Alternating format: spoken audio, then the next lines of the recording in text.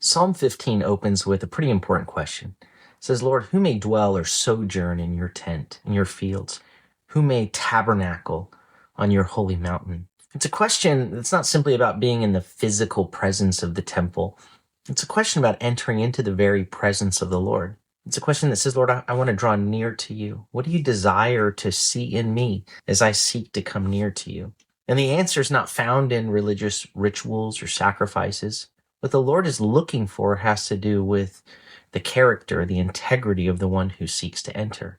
The psalmist here in Psalm 15 gives us a powerful image of the kind of life that allows us to dwell with God. It's a life of integrity, in Hebrew, tamim, a life of simplicity, where the outside and the inside are simply the same. Psalm 15 says, the one who walks with tamim, with integrity, who does what is right and speaks the truth in his heart, is the one who can enter.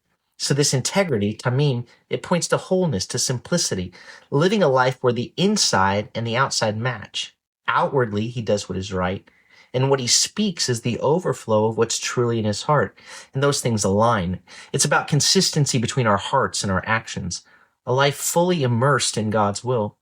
The outside needs to reflect the inside, and the inside should be reflecting in ever-increasing measure the character of the Lord whose presence we desire. The one who may enter God's presence is also someone who treats their neighbor with respect and kindness. It says they do not slander with their tongue. They don't wrong their neighbor. They don't disgrace their friend. God is deeply concerned with how we treat people. Our relationships with others reflect our relationship with him. To live in God's presence is to live in a way that honors not only God, but also honors the people around us. When we dishonor our neighbors of all stripes who are made in his image, then we are dishonoring him. What jumps out in this psalm is the idea that righteousness is not simply about avoiding sin.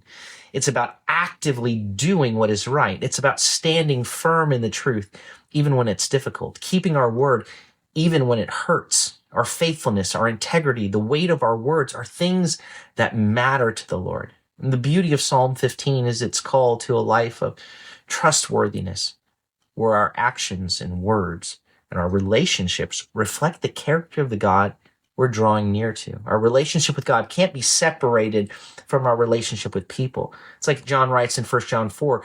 He says, when you say, I love you, Lord, and then you hate your brother, well, you're lying. You're lying to yourself.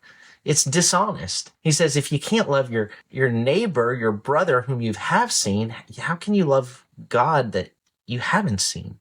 As we live with simplicity, with integrity and righteousness, we're not only able to dwell in God's presence, we create a trustworthy world around us where love and justice and mercy prevail.